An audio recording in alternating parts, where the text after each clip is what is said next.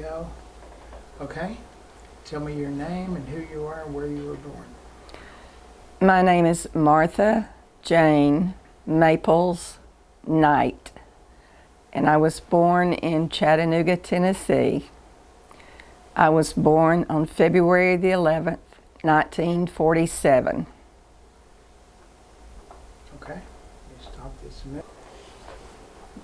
Okay. So, tell me some of your earliest memories in your childhood. What was your childhood like?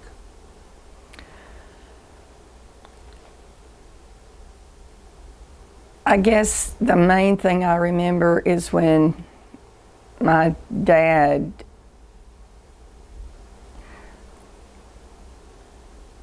my father, his name was Charles Coleman Maples, and my mother's name was Coralie Kuykendall Maples. My dad fought in World War II. He was in the Philippines for several, I guess for a couple of years. I don't know for how long. But he, of course, after the war, came back home, and I think he suffered from a lot of what went on in that part of the world. But when he came home, we were living in the East Lake courts. I had an older brother he was born in 1939, so he was 7 years older than me. His name's David, and so my father wanted to build a house, and with some help from my uncles, they actually built a house about, several blocks away from where the East Lake courts were at the time. 27th Street is where they built this home. And it was fairly small. It wasn't a big house. And we only had 2 bedrooms, a living room, and a kitchen. Several years later, they built a garage in the back of the house. And it helped with a lot of storage items and places for us to play. We had fun there.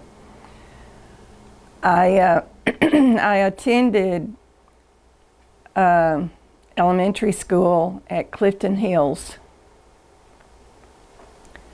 And back then, we had to walk to school. We did not own a car. My father, because he was blind in one eye, could not get a driver's license.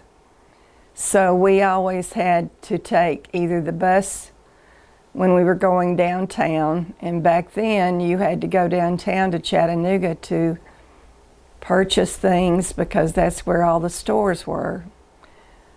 And we would always walk over to Fowl Street and hop on the bus and go downtown. Mom used to take me with her all the time, and I learned a lot about going back and forth at the time. When I went to school at Clifton Hills back then, we didn't have a car, so I had to walk it. And it was probably a mile at least, maybe a little more than that, to the school, but I got a lot of exercise, and I wasn't by myself. There were a lot of other people that walked back and forth to school back then. When I was growing up, I think I was about... Hold on just a minute. Hey Tammy, can you fix... And you're going to talk a little bit about school and when you had to walk to school. I enjoyed going to Clifton Hills School. I learned a lot in my elementary school there. After a few years at the school, my mom decided that she was going to apply for a job in the cafeteria, and she did. I think this might have been in my 5th year. It was right before I was leaving Clifton Hill School and getting ready to go to middle school. And she enjoyed working there at the school. I had an aunt that worked there as well. I think it was very different back then because they did a lot of preparation for the luncheons that we had there at the school. When I left Clifton Hill School, I was in Eastridge.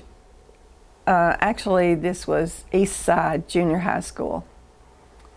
And I still had to walk to school. It was in a different direction, and I think it was close to Central Avenue there. And so I went to Central High School for 3 years before I started going to high school. I went to Kirkman High School, which was downtown, and had to ride the bus. And Kirkman was a really good school. One of the things that I always wanted to do was to be an artist. And they had preparations there to teach art classes on how to do professional kind of artwork. And so I really enjoyed that in my senior years in high school. Did you draw from the time you were very young? What cultivated, or how did that interest in doing artwork? Yes, I did. When I was just a kid, I guess I used to do a lot of coloring books too. That was one of the other things. I was inspired by the drawings in the coloring books, and I would have a stack of those. And I would use a lot of my time during the day just sitting and coloring in my coloring books. So yes, I enjoyed reading the books too as I was aging a little bit more toward middle school. Yes, I had a good time with artwork. And people noticed that I could do a lot of large things. And so when some of the teachers had things that they wanted to have done, they would bring me in and let me work on some things with them. And so I developed my talent very early. When I was in Kirkman in high school, they really did a lot of professional things that they taught us how to do. And so that was very good for me. And when I graduated high school, I actually married too young. But I met a young man that seemed to be very committed to do what we needed to do. And I married Charles Edward Knight. And of course, my name went from Martha Maples to Martha Maples Knight. And it wasn't too many months after we were married that I became pregnant with my little girl. And Velvet actually was born in 1964. July the 10th of 1964. At that time, we were still trying very hard to make a decent salary just to keep up the family. My husband at the time had learned a lot of skills, and I'm trying to think of the name of. He was a machinist, I guess you could say. So he learned how to make different kinds of things with machines. And he worked for a company that did a whole lot of different kinds of work at the time in Chattanooga. And we ended up, we lived down in part of Georgia for a long time, and just rented half, I forget what they call those homes now, where there's one on either side. But while we were down there, we decided we were going to buy a piece of land and build our own home. And we did.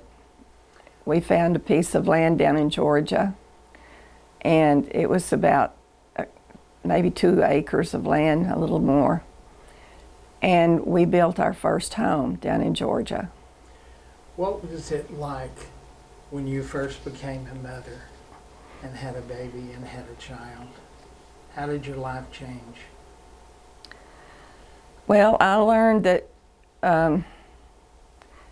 I still had to go to work, because it took both me and my husband to pull in enough money to live on at that time. And so, fortunately, my mother and my mother-in-law both were very good at helping to take care of and raise my little girl.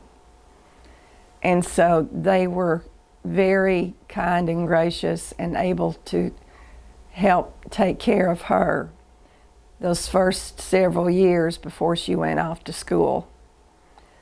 When she went to school, of course, and after she got out of school, I had to have a place for her to go and stay, because I was still working.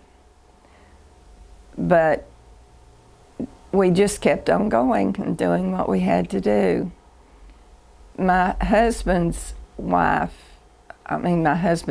excuse me, my husband's mother lived in the East Lake courts because her husband had Osgood-Schlatters disease. He was very disabled and couldn't work. So they actually lived in the East Lake courts at the time. And Velvet, I would take Velvet there sometimes if I wasn't taking her to my mom's house.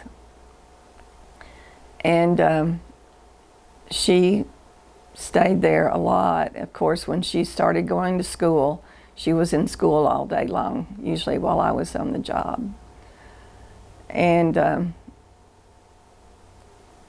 it was interesting because one of the first jobs I had was with a paper company here in Chattanooga. They were very well known at the time, and I don't even remember the name of it. I should, but I can't remember. But I worked there for several years, and then an opening came up at one of the local places that I went to work for Olin Mills, and it was a photography studio.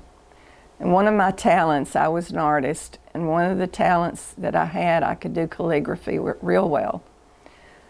And they wanted someone that could do the calligraphy on these huge, I used to have to work literally lying on a huge table, because they would do these big, I guess they were something like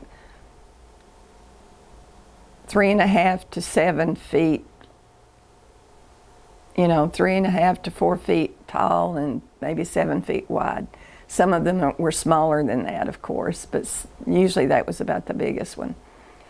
And I would have to lay these flat on a table and do calligraphy and hand cut every single photograph in an oval with an iron cutter and hit it real hard with a hammer. And I did every single one of those photographs. We had a piece of some kind of paper that had, maybe it was waxed or something, I don't know, but you could heat it up with an iron and it would stick to that huge thing. And there would be most of the time around 50, between 36, 38 to 52 or something, pictures on this thing, and I would have to hand write every single name and do across the center of it the name of the school. So working at Olin Mills in the school division, that's what I started doing when I first went to work for them. As the years went on, my talents became larger, of course, and I did a lot of artwork for them over the years. I spent actually 20 years at Olin Mills, and it was very good. They were good to me, and I did a lot of work for them, and everyone was happy with what I did. So it was a good experience for me. Good. Tell me, let's go backwards a little bit to what are your favorite, most fun memories about you, and what were you like when you were young and living at home? What did you do?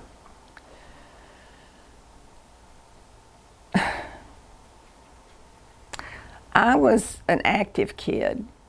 I spent a lot of time out in the yard, and I was either twirling a baton or running around somewhere. When I think I must have been about 5 or 6. I'm not sure how old I was when I got my first bicycle. Actually, I had a tricycle when I was young. So I was pedaling when I was 3 years old, I'm sure, up and down the streets in the neighborhood. I was pedaling everywhere. But when I got the bicycle, I could go further out. And so I got a bicycle for Christmas one year, and I used to ride my bike a lot. I liked to twirl the baton. I wanted to march in the band, and I was very active. My mom had a problem. She had another child. When I was 7 years old, she had another baby, and it was a little boy, and that was Bobby. They named him Bobby. And she had what was called narcolepsy, which means when she would sit down wherever she was, she would literally pass out. A lot of people thought she was just going to sleep, but narcolepsy is not just going to sleep. And she had to cope with that, of course, but because of that, we were very active. I was out riding my bike and going places. My little brother was running around all over the neighborhood making friends. And my older brother, who's 7 years older than me, joined the Air Force. And he had friends around the neighborhood too, and he was always into things that had to do with broadcasting or radio or recording stuff. He was always into those kinds of things. And he joined the Air Force. He ended up going to Germany, and he was actually in Germany for about 5-7 years, I think, a long time. It's 5 years probably. And he ended up marrying a German girl and bringing her home with him. When he got back to Chattanooga, they lived in the Chattanooga area for quite a while, but then he had an opportunity. I think he worked at TVA for several years, and he had an opportunity to move up to Nashville, Tennessee, or actually Murfreesboro, which is outside of Nashville. And so there was just me and Bobby at home, and my parents, of course, were aging at the time. My dad, you know, he still worked quite a long time, but he was never really active. He would always come home from work, and he would be sitting in the bedroom on the side of his bed watching his little television. And of course, my mom, having narcolepsy, when she would get her chores done, she would literally sit down and pass out. So my little brother and I, we stayed very active. We were always doing things. Which is one reason why, I guess, at a very young age, I met Charles Edward Knight. And when I think I was 16 or 17 years old then. And we married and had the little girl, Velvet. And of course, we moved on, as I was talking about earlier, and ended up building a nice home. Did you ever get in trouble as a child? Did you ever do anything that you got in trouble? You or Bobby? I can't think of anything big. I probably was always venturing out and meeting people. I had friends in the neighborhood, and we attended a church there, Edgewood Baptist Church, which was right there on 27th Street. And so I had one friend in the neighborhood that I spent a lot of time at their house. Linda Harvey was the girl's name. They were the Harveys. And they had a very welcoming home. And just about every single day, if not 3 or 4 days a week maybe, I would be walking or riding my bike down to their house, and we'd sit on the front porch and swing and talk. And Miss Harvey was always making treats for everybody. And it was just a really good friendship to have growing up. What did you and Linda do? Did you play games, or did you play house? Or what No, Linda wasn't that kind of a person to do things like that. We would talk and, swing and, but she wasn't a game player really that I can remember. We may have done things like that. As a matter of fact, I think we did. There was 1 or 2 things that we would do every once in a while, because I think her mom would bring it out and we would do something, but I can't remember exactly which game that it was. But yeah, her mother was very kind and very generous. And I think she was always wanting to help be my mommy too. Was Bobby with you most of the time? No, Bobby had his own little friends growing up.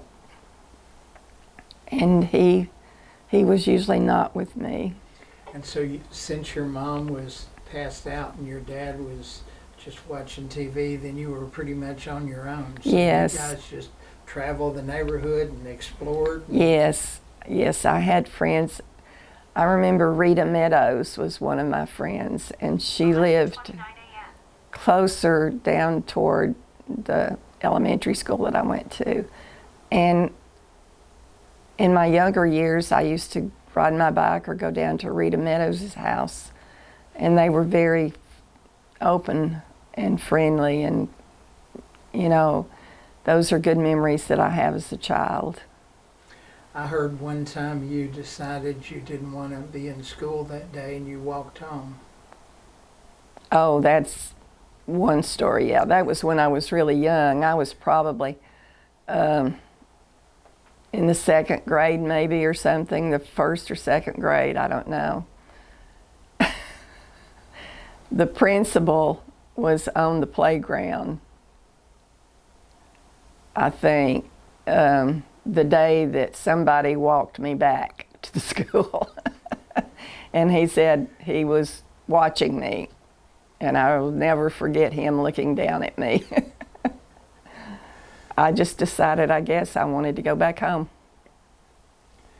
Well, tell me a little bit more about your creative and your artwork and drawing and things. Where did all of that go over the years? I know you used it at Olin Mills and did a lot of things at Olin Mills, you said, so. I really probably never developed it to the degree that I wish I had. I could do a lot of caricatures, and people loved the artwork that I did. And I probably could have been much more successful had I moved on out and gone up the ladder with it, but I guess I needed to keep the employment that I had at Olin Mills. And Olin, I think, probably realized how much my talent meant to me, and he would always put me on a special mission to do something for them. And I loved it because I could do things and experience things that I would have never been able to do before. So it helped a lot. Olin was extremely understanding of what my character was. What was your favorite medium? What kind of artwork did you like to do? I know you said something about caricatures and started in a coloring book when you were young. So what kinds of things did you end up doing? I've always loved to do the caricatures. I tried, as I was aging more, to do just a couple of, I did some paintings. My cousin married a gentleman that was from, let's see, an area between Chattanooga and Nashville. He was from an area out in the country there. And he loved what I could do, and he married my cousin Linda. And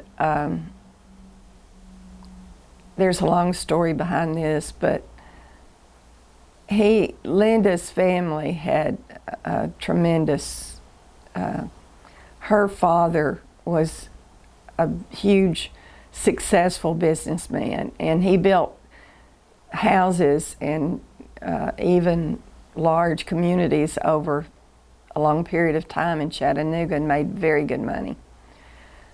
Unfortunately, he passed away very young in life, and that really hurt their family. And she married a gentleman from Middle Tennessee, I think, and he was very kind and understanding of my talent. So he actually took me one time up to where he was from. It was way out in the country. And he said, "Martha, you need to do some paintings of these places." There was one thing called the Old Place that I painted. And then there was one of an older lady that lived way out in the country all by herself, and she was retired. But she was very strong and was still very active. And they were friends. So I ended up doing a painting of her home with her walking from it. And I did a painting of the Old Place. And Charles was his name. Charles wanted me to make prints of those and start selling them everywhere, because there were other artists in Chattanooga that were doing very similar things. And he said, "Martha, you can do as good, if not better, than they can do." And so I started doing my paintings and producing the prints and selling the prints. And that kept me very active over the years. But after a long period of time, I could not do that on my own anymore. And of course, his name was Charles. And Charles passed away when he was in his, late 50s, I guess, very early in life. And that was a terrible sorrow for me. I see you brought some of your examples of things that you painted or you drew or something. Can you show those and tell me about those? These are the ones that I did, and this was done. I think there was a little bit of a influence back when I was working at Olin Mills from someone that was talking about the rooster and the hen and how their life went on the farm. And so when I was doing these little caricatures, I could do animals as well. And it was just interesting to try to put this into a story. You know, now that I think about this, I think this was inspired by Charles, the same fellow that talked about the life up, in the mountains on the farm. And he used to talk about things like this. And I think Charles is the one that inspired me to do the little storyline of the rooster and the hen. And so this is how this all turned out. And we ended up making the little book, The Rooster and the Hen book. And it was pretty successful. A lot of people thought it was kind of interesting. And it was sort of an influence, especially for young people, because they could see the activity of what it's like. The talent that you have for expressions on those is pretty incredible. I mean, even just the one in the front there, that you can see that the hen to the right, the black hen, looks like she's kind of disgusted with him. And he looks like he's just kind of carefree, and it's amazing. And He's full of himself. exactly. Well, that's, how do you get those expressions and everything? Do they come to you in your head as you draw them, or do you do research and try to find things? Or I think I just watch people, and I can see a lot of motion and the way they react sometimes to things. And I just observe that, and it comes out of my head on a pencil. And in my drawings, I just am able, I probably inherited this talent because I know that it was already in my gene when I was very young.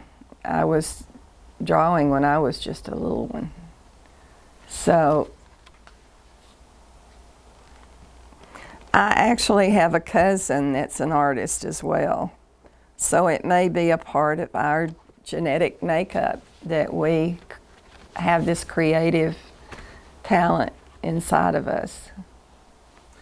you mentioned riding your bike when you were young and how much you loved to do that. Did that end in your childhood, or did you continue to ride a bike and that sort of thing?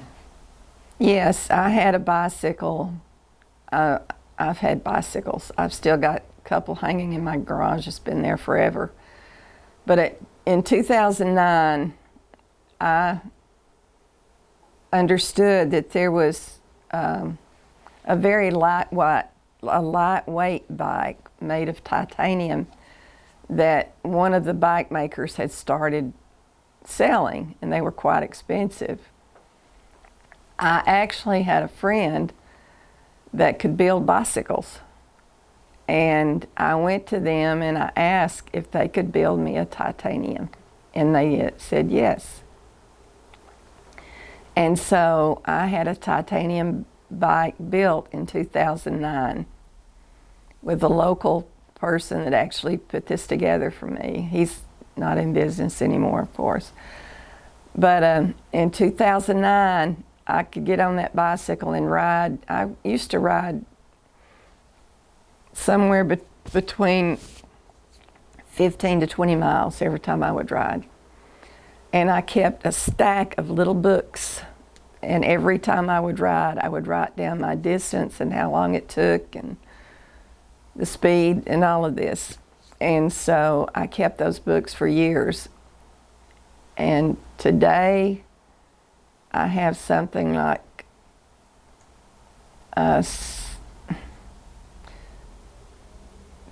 over 60,000 miles on that bike, 59,000. 60,000 miles? Wow, that's like going all the way around the circumference of the United States. That's incredible. Am I saying this wrong? No. I'm not sure if it's 6 or 6. I have to look. You'd told me before that it was almost. I remember when I got miles. to 49,000. I remember that. Yeah. So I guess I'm close to 60,000 on it. So that's incredible. So you obviously like the freedom and everything of riding a bike. Yes, I used to ride 3 or 4 days a week, and I'm not doing that now, of course. I was born in 1947, so I'm 78 years old now. And I can still ride, and I love to ride. but my bones and joints, they want to say, no, no, no. And so I've had some things I've had to deal with in the past year or so. So I don't know that I'll ever do the 20,000 ever again, or just to ride as long as I would like to ride every day. Well, is there anything else that you would like to talk about? You can share this with your family and your daughter and your friends, and let them maybe learn some things about you that they didn't know about you. So I'm sure that there's a lot of things that I could think of, but right offhand, I can't think of a lot of things right now. So I'm sure that there's a lot of things I would love to pass on to them. If I had the time and could do that, I would love to do that. Well, thank you for taking the time with us today to tell us your stories. It was very interesting, and it's pretty amazing. You're a very talented artist, and you're a very active person. Well, thank you. I think that's incredible. Thank you. Well, thank you very much. I enjoyed talking with you. Thank you.